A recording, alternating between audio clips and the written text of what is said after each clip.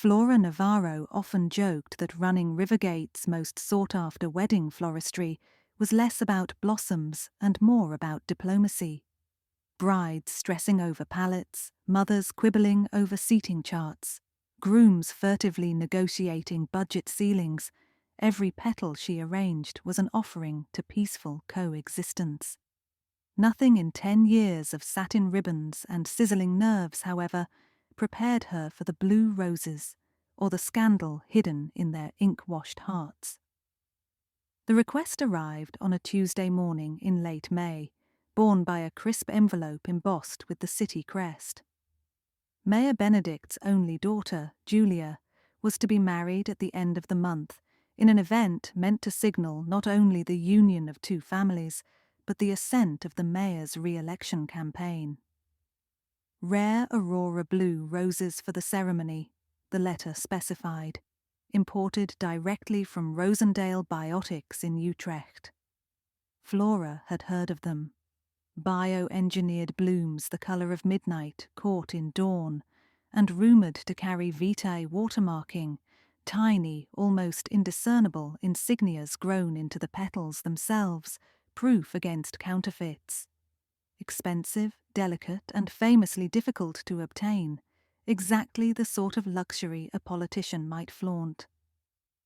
Flora's shop, petal and stem, occupied the corner of Magnolia Lane and 4th. That afternoon, she phoned Rosendale's international desk. Yes, they said, they could ship 200 stems if Flora wired the deposit by morning. They would emboss Rosendale's butterfly-in-circle watermark into the petal tissue and dispatch them in temperature-controlled crates. The mayor's office approved the added cost without blinking. 3 weeks later, a refrigerated truck rumbled to Flora's back entrance. The driver handed her a digital manifest and 3 cool white crates. Signatures exchanged, doors slammed, and the engine groaned away.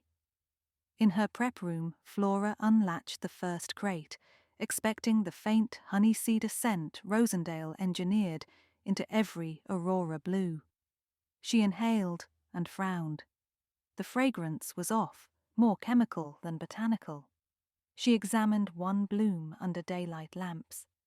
The colour was right, an oceanic cobalt that almost shimmered, but the petals felt stiffer than the supple, velvety texture advertised in trade magazines. She angled the blossom, hunting for the watermark. There it was, a butterfly encircled by rings, but the edges blurred, as though someone had hurriedly stamped dye onto the petal rather than grown it within. Rosendale's watermarks were integrated at the cellular level. One could never rub them out. Flora pinched the petal and scraped lightly with a fingernail. Blue dye flecked onto her latex glove. Counterfeit. She opened the second crate, then the third. Every rose bore the same pasted-on illusion. Her chest fluttered. A florist's nightmare was delivering wilted flowers. Forging high-profile imports was felony territory, and the mayor's wedding was 9 days away. Flora wiped her gloves, pulled out her phone, and called Rosendale's export number. "Shipment number NL4387, she repeated to the representative. "It arrived today, but I'm afraid—" The rep interrupted with a polite cough. "I'm sorry, Ms. Navarro, but according to our ledger, NL4387 is still in our climate vault. It never cleared customs." "Never cleared? Your tracking link shows departure last Wednesday." "Our internal system disagrees," the rep said. "We flagged irregular authorizations by an external broker and halted release. We were drafting an email to you this afternoon." Flora stared at the crates. Somebody had forged paperwork, intercepted the order, and swapped genuine Aurora blues for cheap imitations, pocketing the difference. Her shop was the final link. If the fraud surfaced publicly, she'd be blamed. And with the mayor's re-election machine hungry for perfection, blame would bark loud. She paced the prep room, mind-arranging possibilities as she usually arranged peonies. Petal for evidence, stem for motive. Who had enough incentive to doctor a flower order? Maybe a black market horticulturist looking for cash. But who had access? The city procurement office had managed customs fast track on the mayor's behalf. The paperwork bore the signature of Deputy Chief of Staff Greg Morrow, a rising bureaucrat rumoured to grease wheels when necessary. Flora's lips pressed thin. She could phone the mayor's aide and risk accusations of incompetence, or investigate quietly, and if she found proof, present it with the real roses, hero's entry, no scandal. The latter felt perilous but right. She rang Marcus Ling instead, an investigative journalist she'd supplied centerpieces for during his courthouse wedding. He answered on the third ring. "Flora?" Marcus's voice rolled with wry curiosity. She told him everything, ending with, "If someone's skimming public funds through counterfeit flowers, doesn't that pique your reporter's nose?" "Piques every part of me," Marcus said. "I've sniffed rumours of procurement kickbacks at City Hall for months. Flowers might be my smoking gun in bloom." "Just help me find the original shipment," she said. "I need real roses before Julia walks the aisle, or petal and stem is compost." Marcus promised to dig. That night, Flora couldn't sleep. Boxes of bogus blue roses chilled in her cooler, like incriminating corpses. Dawn's grey seeped through the blinds when Marcus texted, "Manifest numbers from the dock show your 3 crates scanned out yesterday, signed by a G. Morrow personally. Customs cameras down for maintenance. Smells fishy." Flora typed back, "Can we trace the truck?" On-screen dots pulsed, then, "Working on plates. Meet me 10 a.m. at Foundry Cafe." The cafe sat opposite Rivergate's warehouse district. Marcus, in denim jacket and perpetual stubble, slid a laptop toward her. A still frame from a security feed showed Morrow supervising loaders as they transferred 3 white crates from a Rosendale-branded pallet into a nondescript van. "Crate serial numbers match your order," Marcus said. "The van belongs to Lantana Logistics, which, surprise, is owned by Councilman Prewitt's cousin." Councilman Prewitt chaired the City Finance Committee and championed the mayor's infrastructure bill. Flora exhaled slowly. "Any idea where they took my flowers?" Marcus clicked to another frame. "Warehouse 14 on Dockside. Lantana uses it as a transfer hub." Flora checked her watch. "We have 8 days and a wedding party that expects a rehearsal floral install tomorrow." She pushed back her chair. "I'm going to Dockside." Marcus grabbed his jacket. "You'll need a press pass and a diversion." They drove in Marcus's compact hatchback. Dockside was a sprawl of corrugated metal, barbed wire, and the briny tang of the river. Warehouse 14's rolling door gaped half open. Inside, rows of foliage racked under purple grow lights suggested a secret greenhouse operation. They snuck behind crates until Flora spotted them, white boxes stamped in Dutch with Rosendale's crest. A bulky man in a reflective vest tugged one toward a loading bay. Another man, Greg Morrow, supervised, clipboard in hand. Flora hissed, "He's selling them off." Marcus filmed with his phone. "Or repurposing. Those violet lamps? They're for high-end biotech plants, pharma prototypes. Blue roses could be stripped for anthocyanin extracts." A sudden crash echoed. A stack of plastic trays toppled, scattering hydroponic pods. Workers cursed. Flora seized the distraction. She darted to a crate, unlatched it. Inside lay roses deeper, softer, more luminous than the fakes. Genuine Aurora blues. She whispered, "Help me move them." Marcus glanced at the loading bay. Fast. They hefted the crate, skulked along a corridor, and slipped out a side door to the lot. Marcus's hatchback trunk barely fit the box. They sped off, Flora's pulse drumming.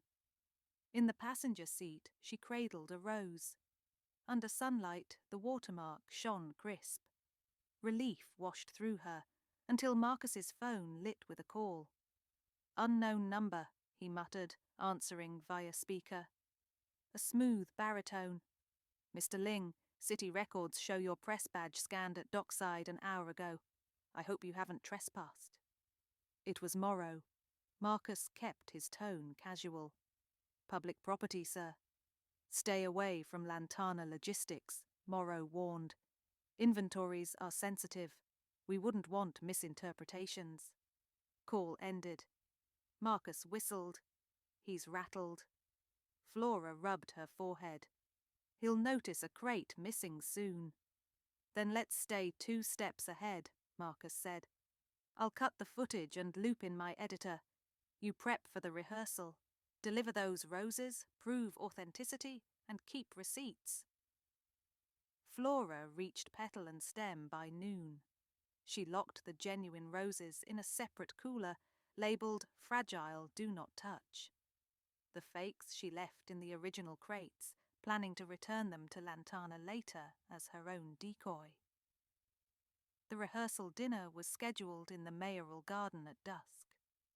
Flora installed bouquets of ivory hydrangeas and blush ranunculus, while her assistant, Mira, wove flowing garlands between oak columns.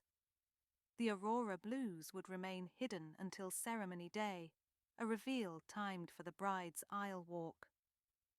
As she clipped ribbons, Flora scanned guests. Morrow was there, conferring with Councilman Prewitt near the catering tent. His eyes met hers briefly. His smile was thin. That night, Flora's shop alarm trilled at 2:11 a.m. She raced there to find the service door pried open. The cooler with counterfeit roses was smashed, petals and stems strewn like a crime scene, and the genuine crate gone. Police arrived, took statements, dusted for prints. Flora suspected Morrow, but lacked proof. Without the real roses, she was back to catastrophe. She phoned Marcus, voice shaking. "They stole them." "I anticipated that," Marcus said. "Check your back storeroom. I moved the roses yesterday to a safer spot while you catered the rehearsal." Flora rushed to the storeroom. Behind buckets of eucalyptus stood the crate, intact. She sagged with relief. Marcus explained. "Standard investigative precaution. Figured they might try intimidation." By morning, Morrow's break-in dominated gossip inside City Hall. Marcus's paper ran a front-page teaser, "Procurement probe looms over Mayor's wedding." A photo still showed Morrow beside the Rosendale crates. The article stopped short of accusing, but cited sources close to the florist. Mayor Benedict summoned Flora to his office. His gaze, stern yet fatigued, settled on her. "Ms. Navarro, what is happening with my daughter's flowers?" Flora inhaled, steady. "Sir, someone substituted counterfeit roses into the city-funded order. I have the originals. I believe your deputy chief of staff is involved." She placed one fake bloom and one real on his desk. The mayor examined them through spectacles. Flora produced a moist cloth. A single wipe stripped blue dye from the counterfeit. The genuine watermarked petal remained pristine. Silence thickened. Then the mayor pressed a button on his intercom. "Get internal affairs on the line and tell security I want Mr. Morrow escorted to conference room 6. Outside, reporters converged. Marcus, camera raised, nodded at Flora, an unspoken alliance. She hurried downstairs, clutching the crate manifest, to prepare for the wedding now only 48 hours away. The following day, investigators raided Warehouse 14. They uncovered ledgers showing inflated invoices. City funds paid Rosendale prices, while Lantana supplied cheap knockoffs, splitting savings among Morrow, Prewitt's cousin, and several officials. Lab records revealed gene-spliced flower compounds sold under the table to pharmaceutical buyers. The scheme had operated for 2 years.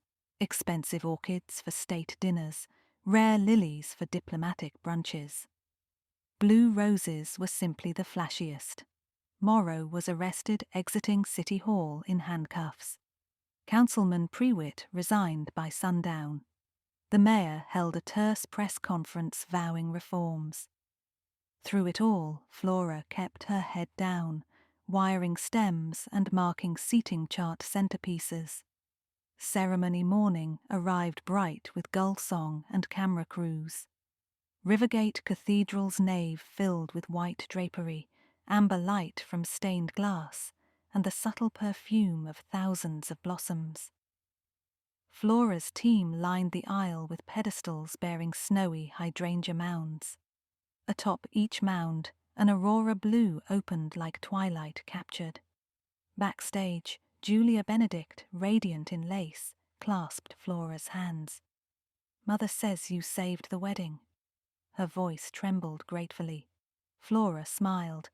"I only delivered what you ordered." The organ's first notes sounded. Doors opened. Guests inhaled collectively at the vision of cobalt petals against ivory seas. The roses glimmered beneath sunlight pouring through the clerestory, a hush of awe, a hush too at the shadow of scandal swirling outside those doors, contained but unforgettable. During the reception in the Botanical Conservatory, Marcus found Flora near the koi pond. He raised a glass of sparkling cider. "To blue roses." "And journalists with trust issues," Flora teased. He laughed. "Internal Affairs wants your help tracing all floral invoices the last 3 fiscal cycles. You up for forensic floristry?" Flora considered the stained calluses on her fingers, memory of that smudged counterfeit, the adrenaline of truth's pursuit. "I suppose diplomacy can bloom into downright detective work," she said. "Count me in." Across the room, Mayor Benedict gave a toast lauding vigilance and integrity, nodding subtly toward Flora. She felt the collective gaze of guests, some admiring, some calculating, and accepted it with calm. Later, as twilight deepened and lanterns flickered amid the conservatory's palms, Flora returned to the service corridor, where spare arrangements sat in buckets. She plucked a single aurora blue, traced the watermark with her thumb. Counterfeiters had tried to mimic it with dyes and threats, but authenticity, like conscience, grew from within. No matter how many layers of pigment one brushed on, truth eventually bled through. She carried the rose outside. The conservatory's glass dome mirrored the dusky sky, both tinted the same impossible cobalt. Flora inhaled the bloom's honey cedar scent and felt the weight of what had transpired, a florist uncovering bribery, an election shaken, a city forced to examine its petals for hidden marks. On the terrace steps, she found Marcus again, camera holstered, tie askew. "All right, detective," he said. "What's next?" Flora held out the rose. "We follow the money. We keep watch. And maybe," she gestured toward the laughter and music spilling from the hall, "we remember why honest work, even something as simple as flowers, matters." Marcus tucked the bloom into his lapel. "Blue suits me." "It makes you look incorruptible," she said. He grinned. "I'll need that." They stood side by side, smelling night-blooming jasmine, listening to cicadas begin their chorus. And somewhere beyond the river, empty crates in a seized warehouse reminded Rivergate that beauty could be forged, but sooner or later someone would notice the paint smears, the cheap perfume, the watermark that didn't quite ring true. Rivergate would learn, as Flora had always known, to hold its blossoms to the light. Because truth, like the rarest rose, was meant to thrive in full colour, unmistakable, impossible to